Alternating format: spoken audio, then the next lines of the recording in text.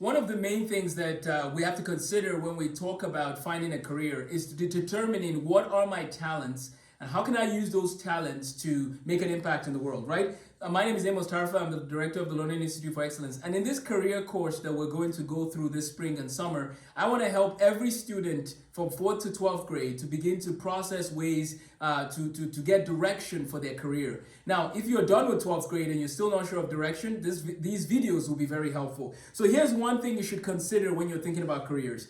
What are your talents? And here's some things to help you assess what those talents are and how you might be able to use those talents in your future career. Number one, what are the classes that you do very well in? What are the classes that you do very well in? Okay? Now, here's the thing with this first question that is tricky. Some people don't do well in a class because of how they might have been taught that subject or how the textbook presented it. So be very careful in how you assess your ability in a class.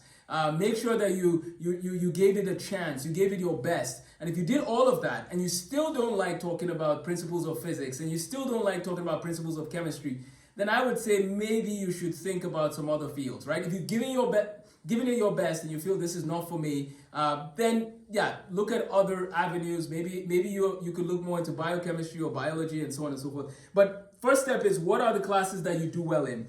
Another question to ask is, which ones seem easy? What classes seem easy to you? For some people, mathematics comes so easy, right? Because they've had some of the solid foundation. And this leads to an interesting thing about life. In life, the choices we make or the challenges we face along the way can affect our career decision. And that's just the way life is. We live in a fallen world. If you read in the book of Genesis, you know that there was the fall. And some of that means that maybe your upbringing was not ideal in a certain arena. Maybe you just had a bad experience with certain things and now you never want to be near blood, for example. So maybe you're like, I never want to be near blood. I don't want to go into medicine. That's okay. The world needs your skills in other areas. So that's something to keep in mind. What comes easy for you from these courses, right? And if it doesn't come easy for you, it's not the end of the world. Again, explore other fields. Number three, what awards have I received and what are they for? So make a list of all the awards you've received. Is there a trend in all these types of awards you keep getting? Number four, what are my most successful projects? Which ones make me the happiest? Like, what are some projects you've done throughout your childhood, right? Some of the things you've done and applied yourself to. Maybe you've written some amazing books or some amazing papers. Maybe you should consider something that involves writing, right? That's just an idea. Now, writing is important no matter what field you go into, but it's just something for you to ponder. What projects have you done that you're excited about? Number five, what do other people tell me that I'm good at?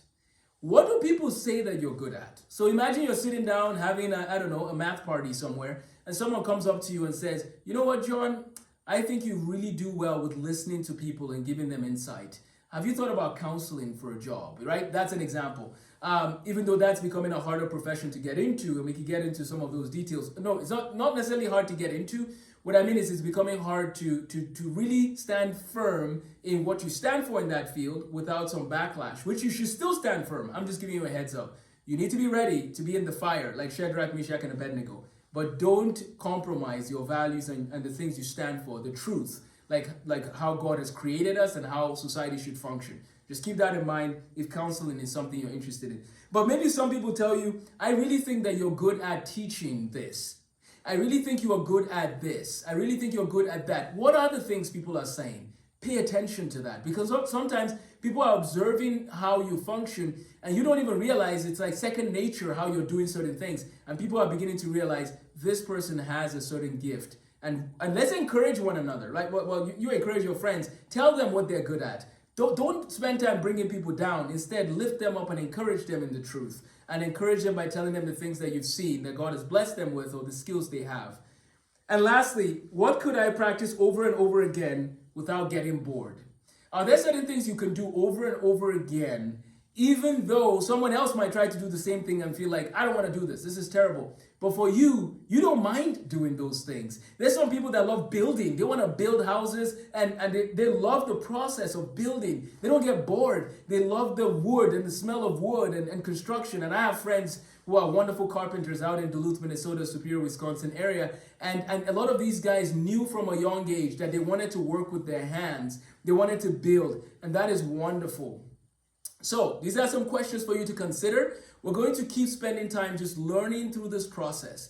But I would really hope that by 7th, 8th, 9th grade, more and more students are comfortable with some direction that they're going in. Because if you know, for example, that you want to be a mathematician, wow, the resources out there are amazing. And you can literally get your math bachelor's degree. You could be done with your bachelor's degree at 18 or 19 if you want. And the same thing goes for physics. The same thing goes for chemistry. That's why it's important to know where you're headed. So let's encourage people in love and gently. Nobody is forcing anyone to sign a commitment to go into a major today. But I'm just saying, let's pay attention to the different passions that people have. And then let's help them to flourish in those things for the glory of God. Thanks for watching this video. If you want to see more videos like this about careers and life, feel free to subscribe. I will release the content for the course here shortly. Let me know if you're interested in taking the course. It will be $100 and it will help guide you through some of these. And then we'll also spend at least one session where you can have a Zoom meeting and I can answer your questions and give you some advice as you go through the course. Let me know if you have any questions. Otherwise, have a blessed day.